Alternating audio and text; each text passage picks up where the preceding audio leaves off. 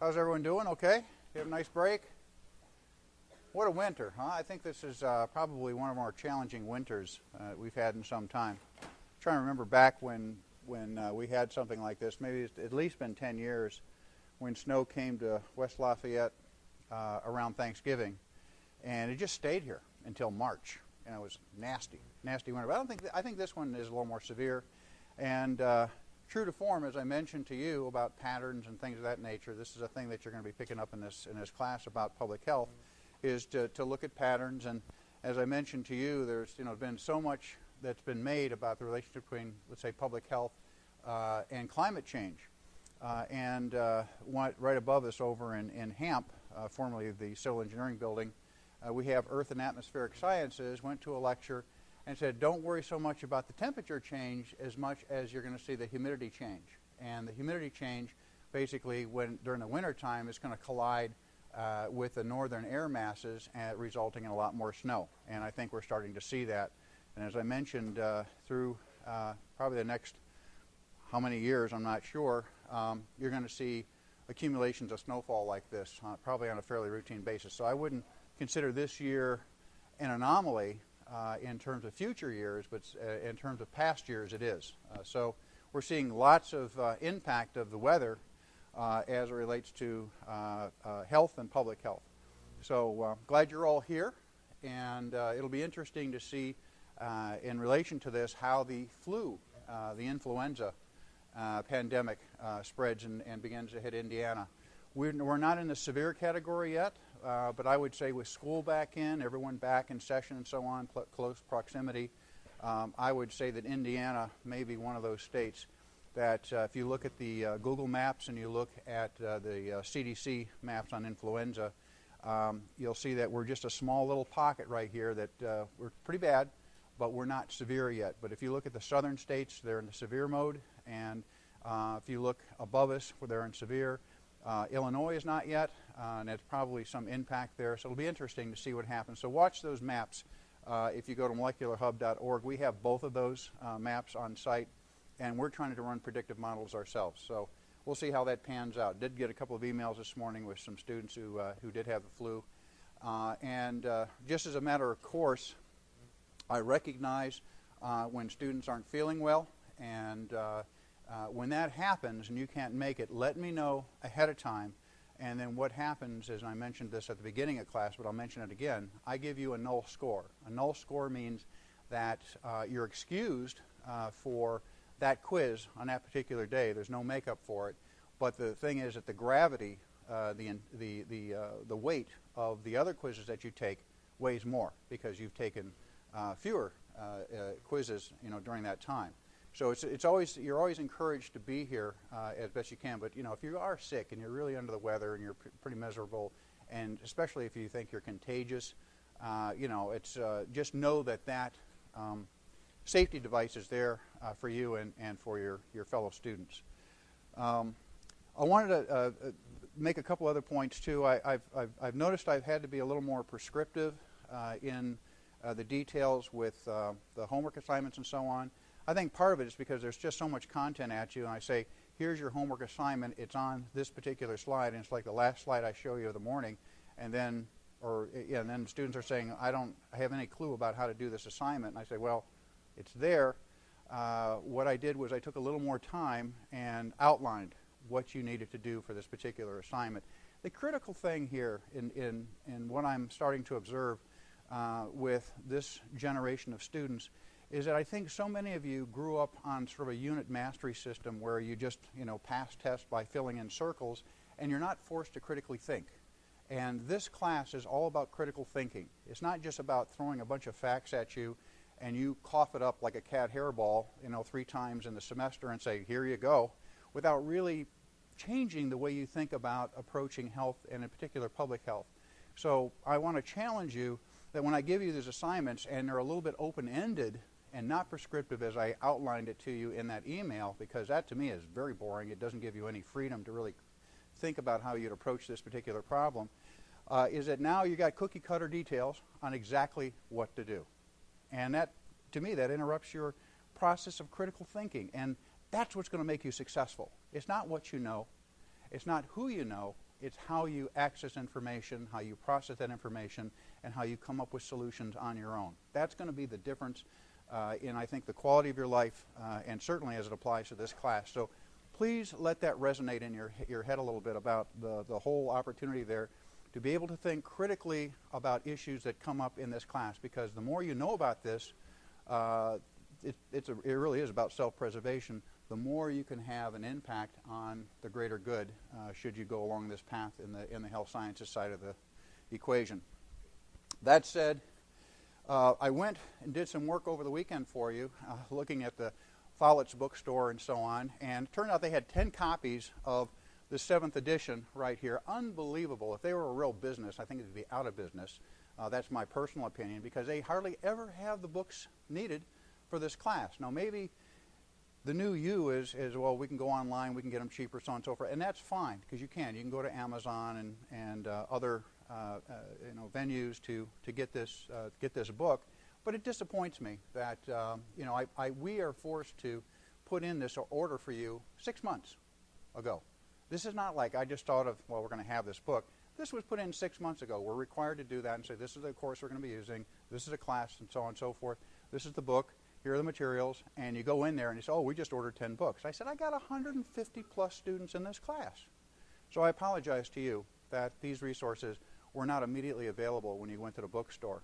They said, but we have a bunch of others, at different places. We have in North Carolina. I said, well, that's great. I'll just let my students know, and maybe they can go there. But it was a bit frustrating on my end, and again, my apologies to you, because we put the orders in, and for whatever reason, they don't come. But it's not the 6th edition; it's the 7th edition, and in the readings, Sandra did a really nice job explaining what this is all about. Is that when we have the readings, read chapters 1 and 2, that means that those chapters should be read by that particular time in order to augment the lecture, support the lecture. And then the following period, let's say if this lecture is given on a Tuesday, then the quiz questions based upon that lecture and the readings, where it says read chapters 1 and 2, will be on the quiz questions. And that just keeps you honest in terms of the reading, because if I say read this stuff and I don't test you on it, then it's, so what's your motivation to do so? And my motivation to have you do that is to really give you more hubris, if you will, in the understanding, your intellectual development and understanding of public health. So there's a method to the madness. The second thing that it came up quite a bit over the weekend, is that some of you were thinking you had an assignment due today, and it's really about accomplishing reading objectives by a certain time period. As most of you know, I have a degree in this area. Also went through the Epidemic Intelligence Service and so on. Think very highly of this particular tool because it is a centerpiece of public health. The more you know this, the more you're going to understand public health. This can be downloaded for free. However, some of you are saying, well, I don't want to burn up my allotment on the number of pages and so on and so forth with the printer allocations at Purdue. And I understand that, and a lot of us are really, watching our money. So this, as you can see, it's a fairly, thick book, about 1.5 inches, and it is double-sided, and it has all the readings, introductions, and so on that you can see right here, and it has various assignments. But if you waited until the end of the semester to go through this, read it, and realize 20% of your grade is based upon passing this test. And I think the passing score is 70%. So just to even get, a percentage of that, you've got to pass this, get a certificate, and then you show your score. The higher the score, the higher your number. So that's how important I believe this is a part of what you need to know.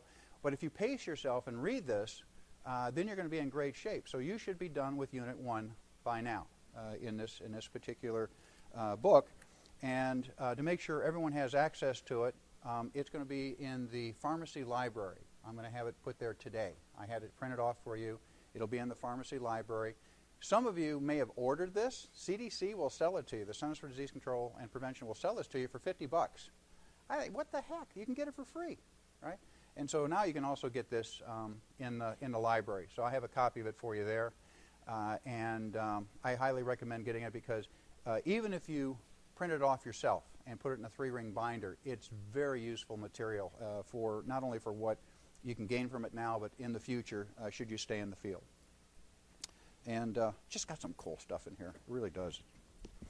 Okay, so we have those things. And then the other thing is, I think some of you may have seen my email. If you haven't, Dr. Howell was supposed to be here today. He was the deputy commissioner for the Indiana State Health Department, and then he was the acting commissioner for the Indiana State Health Department. And he just recently retired, but he is just amazing what this guy knows. He's a Purdue alum, doctorate in veterinary medicine and so on, and practiced his whole life public health. And I posted his notes, and he's just so vigilant. He said, Jim, I got a couple of typos there. I said, I really feel bad about it. I missed them. He said, would you mind if I sent you an update of that and then you repost it? And I said, no problem. I mean, this is the kind of person that you're going to hear on Thursday, all things working, because he was on the road this morning. He left super early. He said I-65 going north was a parking lot. He said so there were slide-offs, the wind was blowing, so on and so forth, and he felt really bad. And I said, well, I anticipated a little bit of that might be a challenge in getting up here. So I had put my lecture together, which was supposed to be on Thursday, and so I said, how about if we just switched? And I said, I'll talk about life cycles today. If you would be kind enough to come up on Thursday, weather permitting, and then present your material. It's going to be a lot better if it comes from you than from me, just because of his perspective. And he's just a living entity to someone who practiced public health his whole life. So that's what's going on with us today. Everyone good with that? We all on the same page? Any questions from anybody? Yes?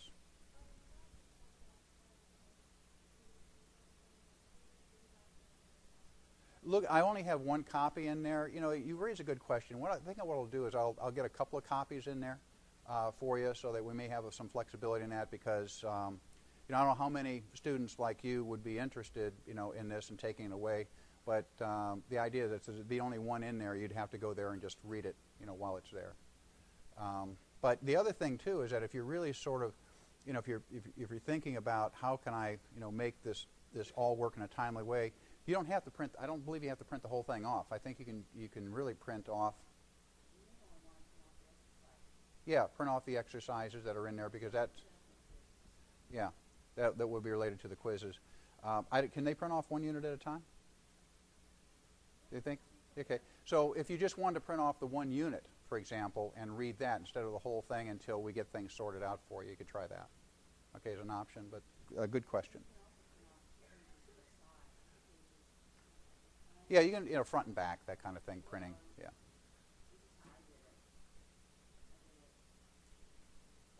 Yeah. The notes, because they were posted this morning for me. Don't worry about if you didn't have a chance to print them off. Just take some notes right there. But also realize these lectures are all being taped, and they're available on YouTube. And we're trying to improve the fidelity of the YouTube experience for you by trying to edit out a bunch of the extraneous things I talk about and just get right to the lecture material itself. Should be able to go. This is how you advance it. All right, good. Thanks. Okay, here we go. Life cycles. There's a lot of content here. My recommendation would be relax. Some things that interest you, go ahead and take some notes. But I just want to put things in perspective. One of the things that I had been privileged to do is work with a number of different Surgeon Generals when I was in the U.S. Public Health Service. And this is Surgeon General C. Everett Koop. He passed away a year ago. Probably one of the more famous Surgeon Generals we had in our ranks in some time. And I worked side by side with him on a number of different issues that came up. And one that was the chair of the Health Services Professional Advisory Committee when the whole HIV/AIDS epidemic really was coming online in the 1980s, and there were a number of issues in Kokomo, Indiana, as some of you may recall from your parents talking about it with Ryan White, where people didn't fully understand the disease. It was basically when children were getting this disease, they were being run out of town and being ostracized. And at that time, we didn't know that the blood supply had been tainted with HIV/AIDS. And if you were hemophiliac, that you had blood transfusions, that you could accidentally get this disease. And of course, subsequently, tests were put in for the blood supply to be able to test for it later. But Ryan White didn't know this. He was a hemophiliac, and he got this disease, HIV/AIDS, and he died from the whole process. But we were called together. We as a group were called together under this Surgeon General to put together a trifold explaining this particular disease, HIV/AIDS, when we didn't fully understand it ourselves.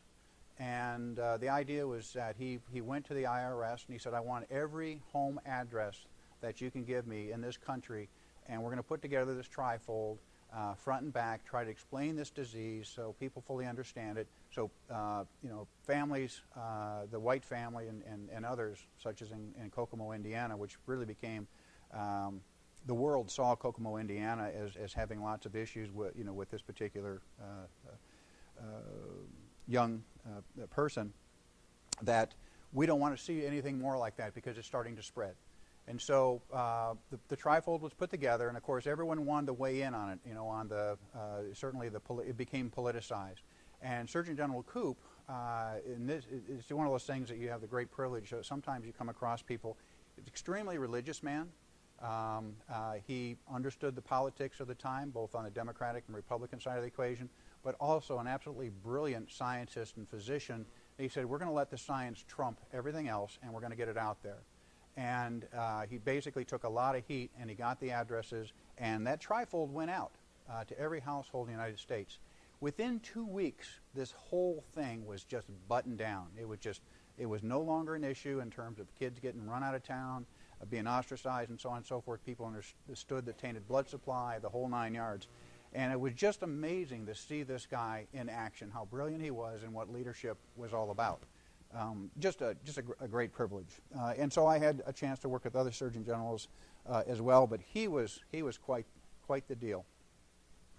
So I'm looking at the 50th anniversary of the Luther Terry report that came out on smoking, and I'm looking at it, and I said, well, there's been a changeover in Surgeon Generals recently, and here's Boris Lushniak, and I worked with Boris when I was with the CDC with NIOSH.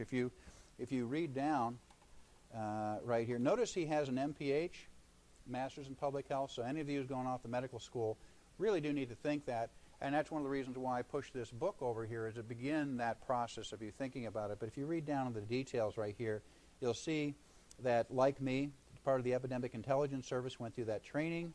The Centers for Disease Control, initially stationed with the National Institute for Occupational Safety and Health, NIOSH, in Cincinnati. That's where I was stationed. And it conducted epidemiological investigations of workplace hazards. Then he went on to establish a dermatology program at the University of Cincinnati, so on and so forth. But here's Boris. I mean, oh my goodness, had I stayed in Washington, and during the time I was working with Surgeon General Koop, there was a lot of attraction to go there at the time. And I had to make a decision. My family was more important. I didn't want to yank him out of school and move to Washington and so on and so forth. And every time I went to Washington, it'd give me a headache anyway. A lot of power there, but lots of headaches as well. But here's old Boris, and he's our Surgeon General, and he's a class act as well. Very bright. He listens to a lot of things.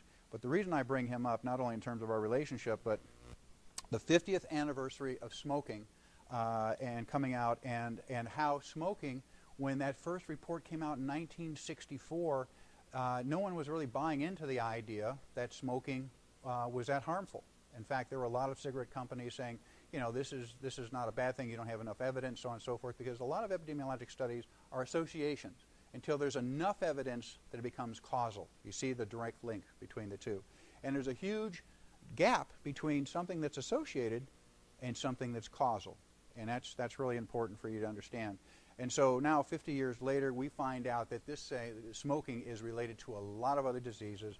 And one of the things that when you see in my life cycle presentations that I find a bit disturbing is how some of these cigarette companies are pulling young adults into the equation of thinking smoking is cool, particularly the women. And you can see the advertising to the women a lot more these days than we did even 10 years ago. But where it's done most that I've seen is in movies, where you used to have an in proportion number of people smoking, and it adds nothing to the plot, it adds nothing to the movie, but they're smoking, and you say, boy, you know what, follow the money, there's something going on there. Why would Sigourney Weaver be smoking a cigarette, in this particular scene, just to make herself calm? No, there's a subtext to that whole thing. And that's where some of the problem is basically we're seeing some of the men are getting the idea, and we are pushing down the number of people that are smoking. Indiana, by the way, is still up pretty high in terms of those states with smokers, about 1 in 4.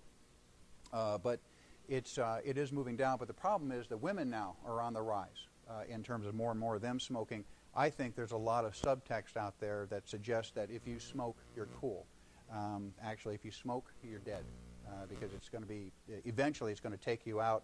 Some of you may have the gene pool to be able to survive it, because some people can smoke their whole lives, but most of the people who do smoke end up with basically adverse outcomes in health effects. And this report, which is huge, almost 1,000 pages, mostly tables and graphs and stuff, really lays it all out and says it's a lot worse than what we thought. So anyway, so here's Boris, the former Surgeon General, and this report that came out on this. And if looking at topics, in terms of timeliness for your projects, the molecular aspects of smoking might be kind of a cool thing to think about.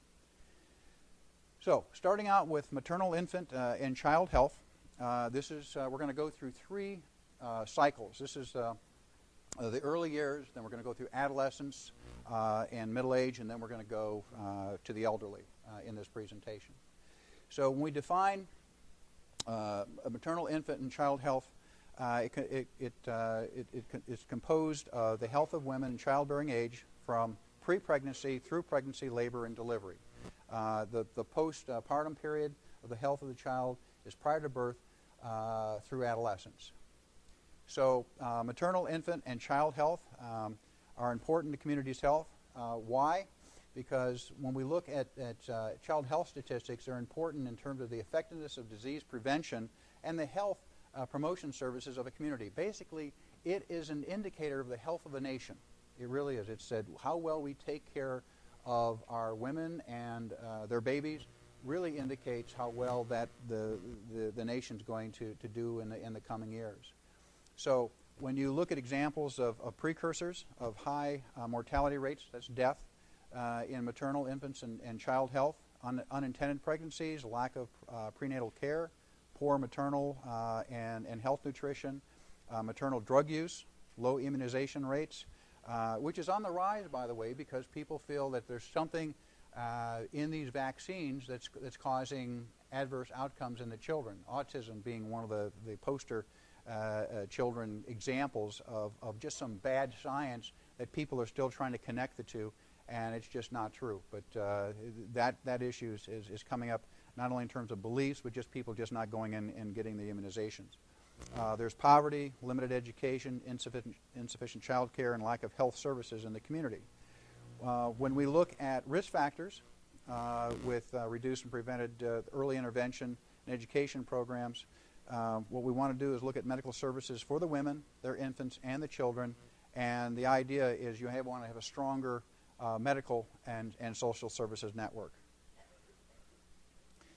So how healthy are we? The health of a nation, obviously, is judged by its youngest members, as I mentioned earlier. Disparity can be traced to differences in social economic status between segments of the population and among industrial nations in the world. The United States is ranked 28th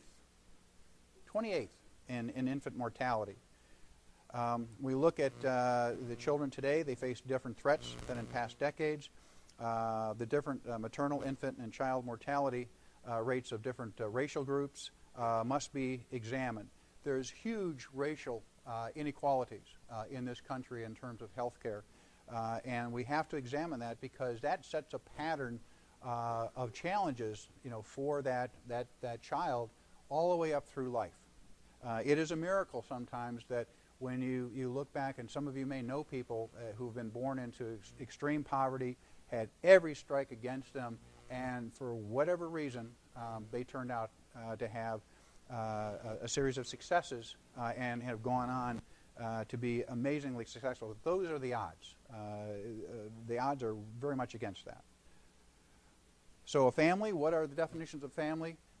There's a lot of stuff going on out there about what a family should be. And it's to me, when you take the public health position, you have to take the position of what a family unit is and not try to politicize it. So in this case, the U.S. Census Bureau defines a family as a group of 2 people or more, one of whom is a householder, related by birth, marriage, adoption, or residing together. Friedman's definition, and this is just basically a public health expert that's stating this now, states that a family is of 2 or more persons who are joined together by bonds of sharing and emotional closeness, who identify themselves as being part of a family. Community health perspective, a marriage or having 2 parents serves as an important family characteristic in relation to a child's well-being. When you look at the statistics in Indiana, I'm not, dumping on Indiana because I think it's an amazingly great state with so many absolutely wonderful citizens living in it. A lot to be proud of. You're born and raised here. But its challenges are that 1 in 5 people are living in poverty in the state of Indiana, and 1 in 3 families where a child resides is in a single child household. So basically, a single parent is raising that child or children in 1 in 3 households in Indiana, and that's above the average in terms of the nation. When we do research on the family, when it increased health risk for infants and children are raised in single-parent families, adverse birth outcomes, low birth weights, we'll talk a little more about that later, increases in infant mortality, and children living in poverty. Family and reproductive health, teen pregnancies. Over 900,000 teen pregnancies, 90% are unmarried teenage pregnancies. They were unintended. 55% end in birth, the majority.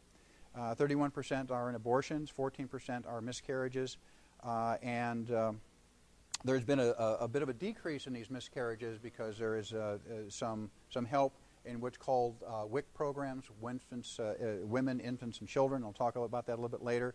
But still, we're looking at unintended pregnancies, and for teenagers, 900,000. That's quite a number in this country. Teenage pregnancy, then, they're greater health risk, more likely to divorce early if they do get married, less likely to receive an adequate education, greater incidence of low birth weights, prematurity, and high mortality rates, and most live in poverty. When you look at teenage pregnancy statistics, then you look at about 7,500 unintended pregnancies occur every day in this country. 2,500 are mothers younger than 20. 4,000 abortions are performed daily. 2,500 babies are born to mothers who are not high school graduates.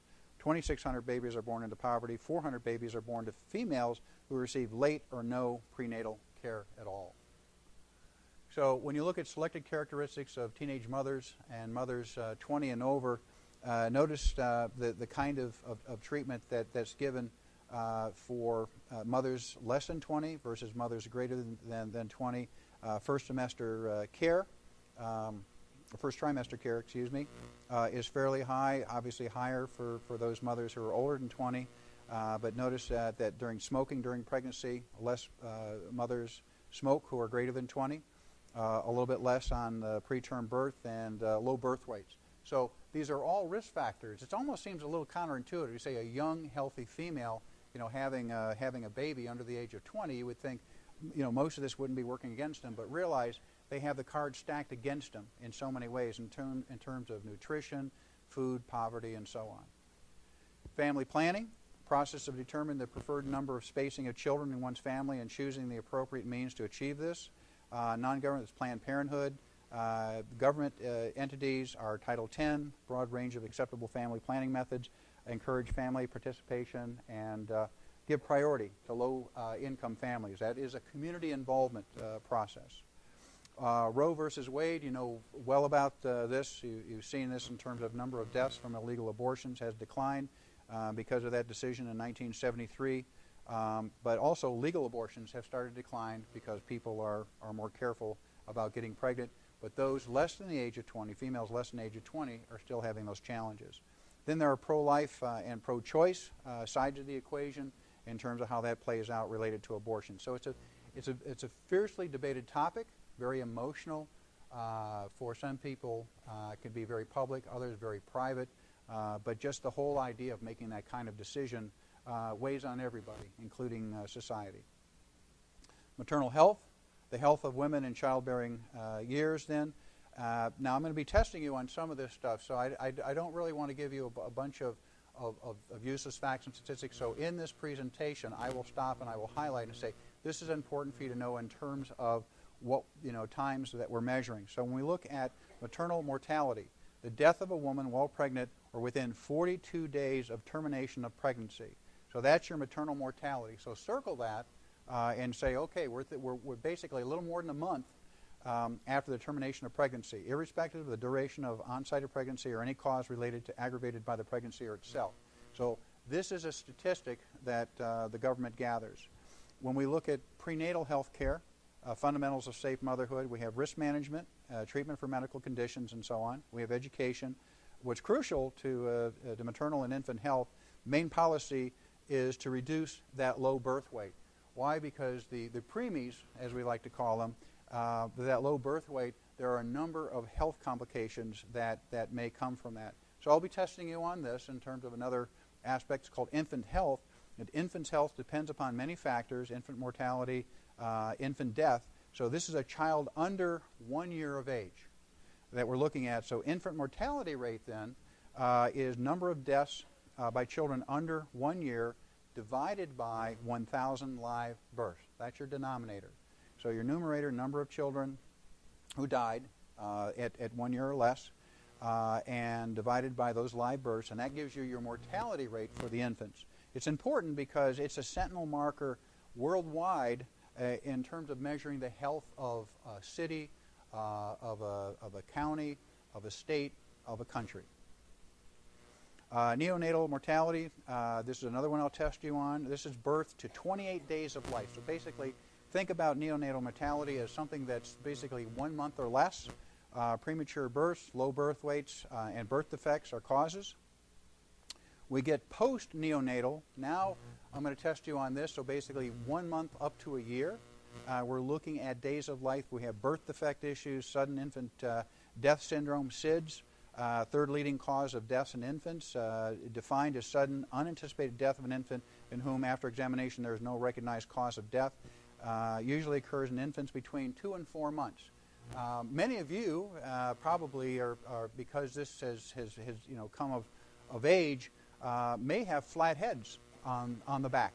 And what that's all about is that your mothers were probably reading the newspapers, being informed about all this stuff, and it found that more often than not, the SIDS occurred when the child was laying on their stomach and may have suffocated as a result of that. This is just something that got out that people said, well, I definitely don't want that to happen, so my baby is always going to be on his or her back.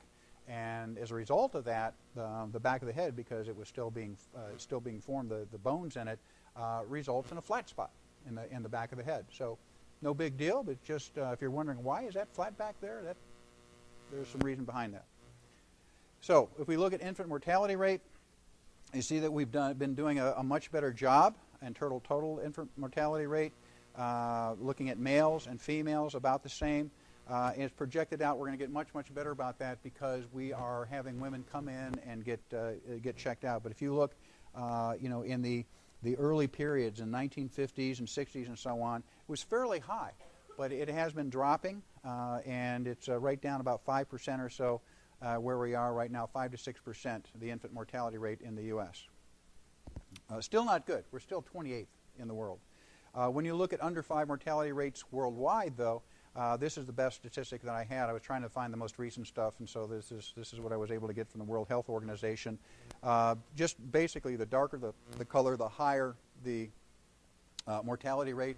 Remember from me making the case in public health that the number of children born in the various countries in Africa is high relative to the rest of the world, but what's offsetting it is the very high mortality rate that occurs from all these children dying as a result of infectious diseases, poverty, war, and so on.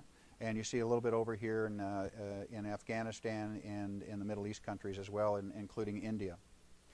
So improving infant health. Majority of birth defects are attributed to environmental hazards, unhealthy behaviors of the mother during pregnancy, low birth weight, 40 times more likely to die in the first year of life than healthy babies. So if you make it through, if you're a preemie and you make it through, you're going to be okay. You still may have some health challenges, but look at that rate, 40 times higher if you're a preemie of dying than a healthy baby of full weight. Smoking becomes a risk factor, alcohol and other drugs. The breastfeeding is an issue that comes up. I'm not saying that it's avoided. Breastfeeding is highly encouraged in terms of bringing into that. But the problem is that the lack of the breastfeeding becomes the issue. Mortality and morbidity in terms of child health, unintentional injuries, motor vehicles, homicide rates, suicide rates, morbidity, the sickness is looking at unintentional injuries, child abuse and neglect, and infectious diseases. When we look at causes of deaths, age 1 to 14, I will be testing you on this, by the way, not on all the ranges right here, but usually on the ones that are like the number one that really stand out. So when you look at all these in terms of causes of death 1 to 14, HIV/AIDS is very low. This is 5 to 14 years, 1 to 4 years in terms of the yellow and the light blue bars. Diseases of the heart, but as you go all the way down to the bottom of the screen right here, you see that unintentional injuries lead the pack in terms of causes of death between 1 and 14. Community programs. There are about 35 health programs and 16 agencies that help with the nation's children. Maternal and Child Health Bureau. We're looking at aspects of service block grant programs, Healthy Start initiatives, emergency medical services, and abstinence education programs. Since I've been teaching this class, the whole idea of abstinence has gone up and down. I haven't heard much of abstinence lately, as a way of obviously being able to prevent unintended pregnancies and so on and so forth in terms of the media or even in the university setting. But if you go back 5 or 6 years earlier, there was a lot of money being pumped in, and a lot of times this tend to be driven by different administrations, pumped into this idea of abstinence as being one of the mechanisms by which you can help healthy communities and unintended pregnancies. So women, infants, and children, this is the WIC. So if I give you a test question and I say the WIC is what, know that it means women, infant, and children. It's a big program. The program criteria: you have to reside in a state, meet income guidelines, meet the nutritional risk criteria, assessments, and so on. Health insurance, Medicaid. Realize that there's a difference between Medicare and Medicaid. Okay, Medicare is over 65. Medicaid for those people who don't have an income or a certain level by which they qualify to get government assistance. Okay, so it's not age related. Medicare is, Medicaid is not. It's more income related. And children's health insurance programs and so on, and Family and Medical Leave Act come into play. So advocates for children, the Children's Defense Fund, the United Nations Children's Fund, American Academy of Pediatrics. And so that's a very quick snapshot of the first third of the presentation that we're going to talk about on life cycle. I think what I'll do is, why don't we go ahead and do the quiz and get that taken care of. The next is on adolescents, young adults, and adults. That's you in terms of the demographic. That's what I call the sweet spot for what interests you in this entire lecture. I think the statistics here are quite interesting. So we're looking at 15 to 24 years of age. Notice that they call that adolescence. I mean, if you think about it, so wait a minute. If you're not over the age of 25, you say, you know what, I can do anything my parents can do, and I probably do it a lot better. And they're still calling me an adolescent. They're not really calling me an adult. That doesn't make a lot of sense. I mean, I can drink at 21. I can vote. I can go into the Army with my parents' consent at the age of 17. So what's the deal here?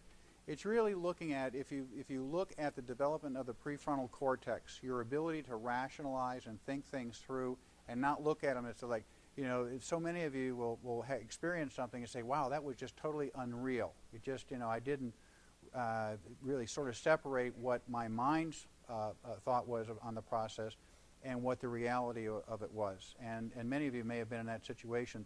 The idea is that after the age of 25 and so on, you just look at the, you know, car insurance, you know, how that drops precipitously after that age. And the idea is while you have the ability to think clearly and you can do everything functionally, physically, and emotionally and mentally and so on, you're still in development.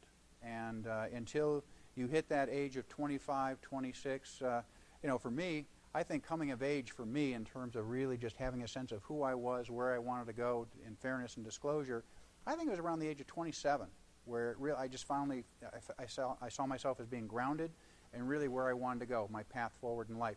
Until then, you're sort of floating around out there and anything's possible, which is one of the reasons why we see more genius at your age than we see in older ages, because you don't know what the limits are. So there are some pluses. But the idea is that when we talk about adolescence, we're talking 15 to 24. That doesn't mean when you turn 25, something magic's going to happen and all of a sudden you've hit it. Or you have to wait till 25 before things become real. But it's basically the general trend is, from a public health model, is that's where the set point is. So when we look at adults, we're looking at 25 to 64. And then, of course, older than that, then we get into the seniors. But these are the most productive years of your life, between 15 and 64. Your formal education's completed. You'll be raising families. You'll get into jobs. Understanding this group and health risk and so on can really help. It really set the pace and the compass for the future for most of you. So detect risks for specific target populations, propose specific reduction programs. So if you fall into the 15 to 24 age range, it's important because this is the group that is the future. So when I look at you and I say, you know, I'm concerned that in many ways the educational process has been kind of unit mastery. You fill in the bubbles, and if you get a certain score, you move to the next level. It's really important to think about how to connect those dots in such a way that you can think independently and think critically, because you are the future. Many of the challenges that we have today, I guarantee you will be able to solve them.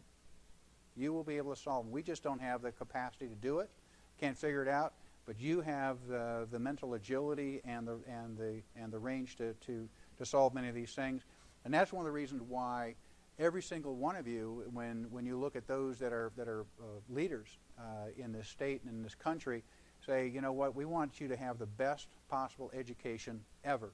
That's why President Daniels is really pushing this whole study abroad thing and so on, because we no longer live in Indiana or the United States in terms of the country in itself. We live in a global world, and we see that from all those that come to our universities from overseas, to the idea that we all have to connect together and solve some of the challenges that we're going to see down the line. So you are a big deal to a lot of people. So the two subgroups then, we're looking at puberty to maturity, faces hormonal changes, obviously, the physical maturation, frequent opportunities to engage in risky behavior.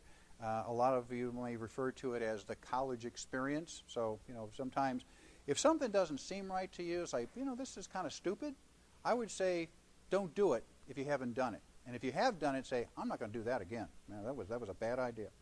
But it is part of that experience because, you know, you don't have that gauge. Young adults face many physical, emotional, and educational challenges, completion of physical development, maturity, obviously marriages, starting families and careers and so on. That's coming on later for most of you.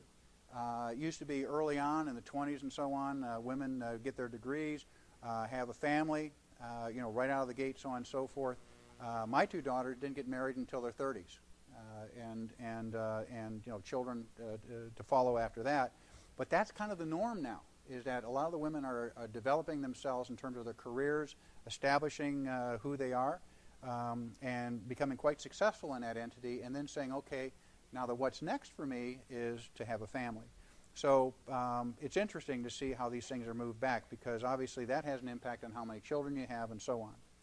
So critical time period then is most difficult because of increased freedom. You have a lot more freedom now. Many of you, when you came here as freshmen, had basically, I don't have mom to have a curfew, or dad's worried about this or that. I can come in any time I want. And sometimes these issues do come up. You may have had friends that had such tight guardrails on them the whole period of life until they got to college, and all of a sudden, bam, there were no borders. And then, they began to explore their world, sometimes for the better, sometimes for the worse. But that increase in freedom comes responsibility. Access to health-compromising substances, experiences, and then lifestyle changes as you develop. Critical stage in developing good health, knowledge, and habits. Things basically taking care of yourself. Number of adolescents and young adults. Baby boomers, that would be my generation. By the way, when you hear this again, I've said it earlier, but I'll say it again. That is the age between the years of birth from 46 to 64. It's an easy number to remember in terms of a range, because it's just a reverse of those two numbers. So from 1946 to 1964, that's the baby boomer generation. That's my generation, and that was the largest. And Sandra says hers too. So I think you're just on the cusp, right? I know. So we're looking at this, and basically with 21% of the population, a number of teenagers decreased to under 14%. So this is basically, we're still what I call the pig and the python, moving through, still having a certain amount of political clout, economic clout, and so on. Living arrangements. Many adolescents and young adults live in single-parent guardian homes, which has contributed to high divorce rates in this country. And then there's also the employment status. We're finding it going in a downward trend, which is nice. Indiana is still a little bit higher than the rest of the nation in terms of unemployment. There are other states that are higher than us, like Michigan, for example, but it's a challenge. Proportion of overall labor force remained constant since the 80s in terms of employment. Young females, though, are coming into the workforce more and more. Unemployment rates vary significantly by race and ethnicity, and access to health care is affected, obviously, by employment status. We're trying to level that playing field, with the whole aspects of the Affordable Care Act coming into place. There are actually 2 laws out there associated with that, but we'll see how that all plays out. By the way, in terms of young females participating in the workforce has increased significantly. I think the future is that females are really going to become more and more part of the power framework for advancing this country, not only the world. Why? Because when you look at most universities, the majority of those attending those institutions are female.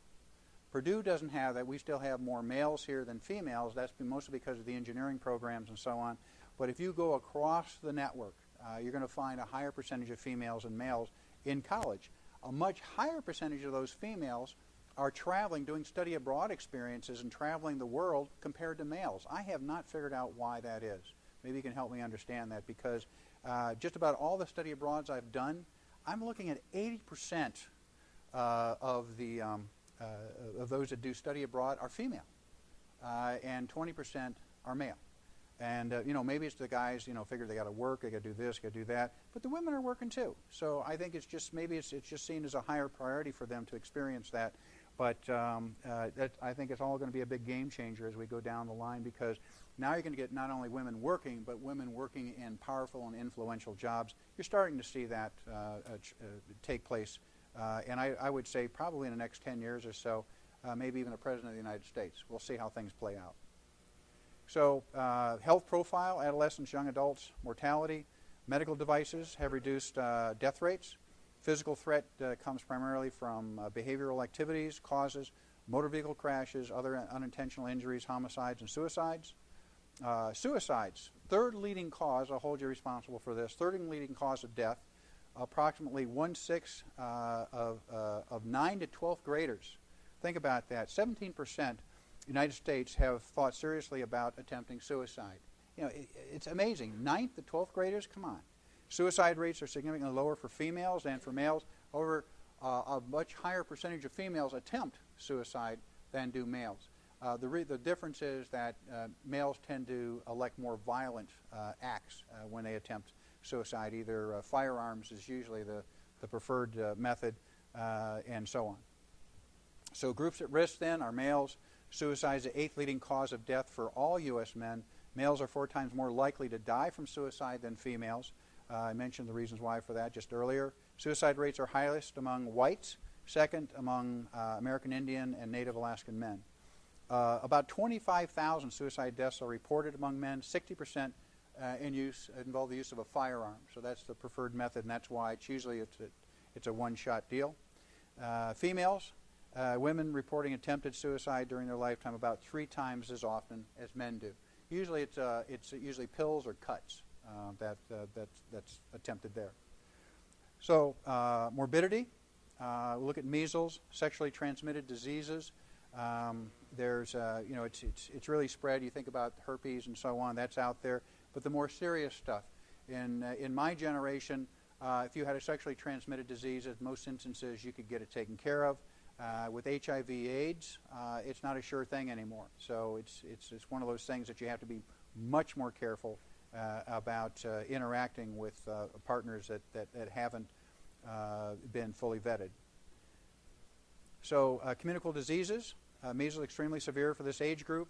Vaccinations are obviously important. Sexually transmitted diseases, more likely than any other age group to have multiple sexual partners, more likely to engage in unprotected sex, more likely for young women to choose sexual partners that are older than they are.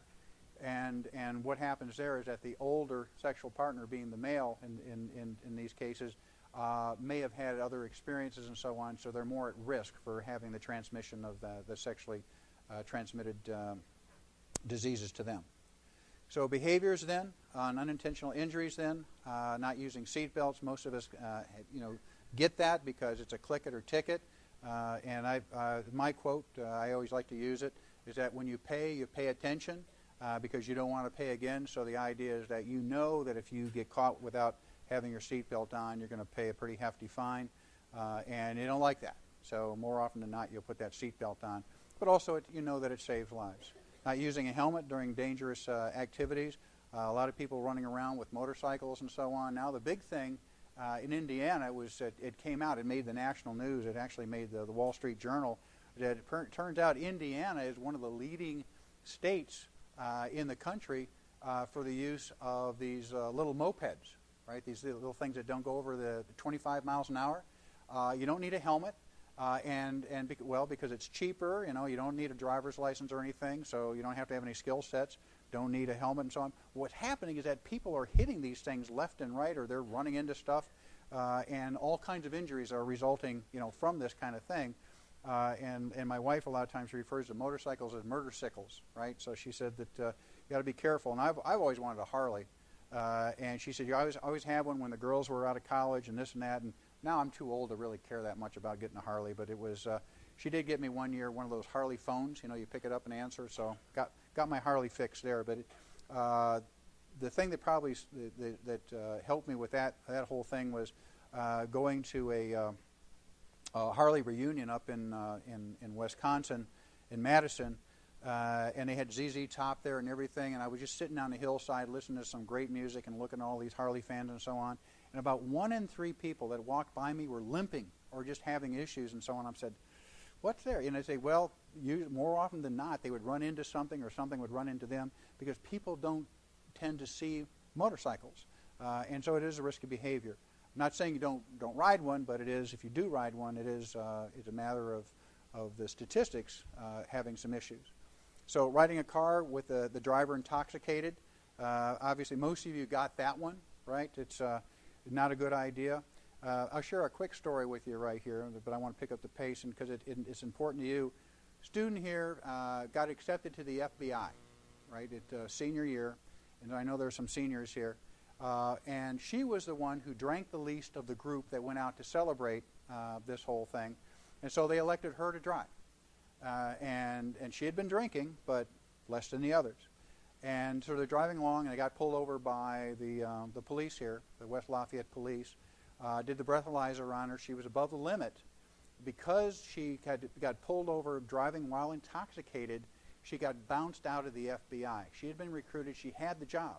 She got bounced out of that, and her career was over in terms of being able to work with the FBI. She ended up going into the prison system, and a series of things happened there in terms of being like a prison guard and so on. But it was just that one decision to say, well, you drank the least, so you're the driver. No, if anyone's drinking and you think you're over the limit, don't drive. Take a cab. You wouldn't realize what a life changer it was for this individual, and it could be for you. So never get in a car with someone who's been drinking. Doesn't make a lot of sense. And some of you get it, and others, maybe not. So behaviors that contribute to violence: carrying a weapon, engaging in physical fights, dating violence, being forced to have sexual intercourse. Usually this comes with drinking. Engage in school-related violence, gangs and so on. Suicide ideation, in other words, it happens in clusters. One person starts it, some other people say, well, that's a good idea. Suicide attempts, and then obviously there are differences between the genders. Tobacco use: more than a million teens begin smoking. I talked a little bit about that early on. There is this strong nicotine addiction thing going on. And now a lot of you are looking at these new cigarettes, right, that basically it's just a vapor coming out of them that has a nicotine delivery system, but you don't have all the smoke and so on. It's really interesting to see where that's going. The cigarette companies have picked up on that, and they've figured out another way to get a delivery system working that sort of gets around the laws of what's truly tobacco and smoking. Alcohol and other drugs: major problems with alcohol and marijuana. Interesting social experiment in Colorado, isn't it? And then soon to be the state of Washington, allowing basically non-medicinal uses for marijuana. It's going to be very interesting to see how all that pans out. Sexual behavior: teen pregnancy rates twice as high as in England, France, and Canada. U.S. rate is 9 times higher than those in the Netherlands and Japan. So what's going on there? Someone's not getting the word. Lack of physical activity and overweight are other lifestyle choices. The thing that appears to be turning the corner a little bit is this whole obesity thing. We seem to be turning the corner on that, and I think a lot of that's just getting bombarded with making healthy choices about what we eat and how much we eat and so on. And that's I think, on the upswing. In terms of strategies for adults, community-based, obviously, stakeholders, comprehensive, collaborative, multifaceted. There's no silver bullet out there. It's just not going to happen. So our health profile: 24 to 64 years old, represent half of the U.S. Mortality: improved health behaviors. Obviously, now we start getting into things like cancer, cardiovascular disease, and chronic disease. And see, we saw this breakdown. Look at the unintentional injuries right here leading to them. But if you go all the way across the board and looking at that, if you look at African Americans right here in that center bar, every single one of them in terms of unintentional, cancer, cardiovascular disease, suicides are down compared to whites, as I mentioned earlier, but HIV and homicides are all leading indicators. We look at death rates. We go across the board, the same kind of thing. Again, I apologize about the blue on blue, but African Americans lead the pack in just about every category except suicides. In terms of health behaviors, smoking is an issue, responsible for 1 in 6 deaths, lack of exercise, alcohol consumption, and weight control. In terms of smoking, lack of exercise, alcohol consumption, and body weight all come into play. Using seat belts and drinking and driving shouldn't do that. Hypertension, diabetes, and cholesterol all come into play. Interesting, diabetes is connected with smoking. It's amazing. Hang on, I'm going to get through this lecture, so don't start stirring around here. So exercise, nutrition is important. I'm going to test you on this, by the way. Prevention, secondary prevention, tertiary prevention. So make a note of that, because in primary prevention, we're looking at exercise and nutrition. Secondary prevention, we're looking at clinical screening. Tertiary prevention, we're looking at medication compliance. So each of these has a level. So definitely highlight that, circle it, put eyeballs on it, because I'll test you on it. Happiness is not being young or old. Middle age is a misery. A lot of people, basically in their 40s, is a very challenging time for them. They're not real happy because a lot of times all the things that you had planned to do, you may not be on that trajectory to do. Things may have come up and challenges and so on. The social and science and medicine levels of happiness is kind of a U-shaped curve. We start out kind of happy, we get really bummed out in middle age, and then we kind of pick up on the other end depending on how things play out for you. So there's midlife depression and so on. Again, this is in your 40s and so on. But when people learn to adapt, they kind of come out of it on the other end in the 50s. And it looks like the data from something that happens deep inside humans. For every average human in the modern world, Dip in mental health and happiness comes slowly and not suddenly in a single year. But encouragingly, as you age up, say up into your 70s, you're physically fit and so on, you're a pretty happy person at that end of the spectrum. So, last one. Here we go. Elders. American population is growing older, as I mentioned. States of being old. You got aged, aging, gerontology, geriatrics. Know the difference between geriology and geriatrics, the study of aging from a broadest perspective. That's gerontology, geriatrics. We're looking at the medical practice specializing in the treatment of the aged. There are lots of myths. You go downhill after the age of 65. Actually, most people don't. They start having challenges in their 80s. Old people are all alike. No, they're very diverse, just like you. Old people are lonely and ignored. No, actually, most people, seniors are very engaged. Old people are senile. This is one I'm going to debate with a little bit, and you may want to circle right here. Senility is a result of disease. Only affects about 5% of the seniors. It's pretty small. But age 65 and older, basically, signs of dementia are about 1 in 3. Some signs of dementia, 1 in 3, 65 and older. And it becomes more pronounced as you age up. Obviously, the Alzheimer's is something that you've heard and recognized. Old people have a good life. Most do. Yeah, they do, but there are some of the challenges, especially if they lose a loved one or they have financial challenges.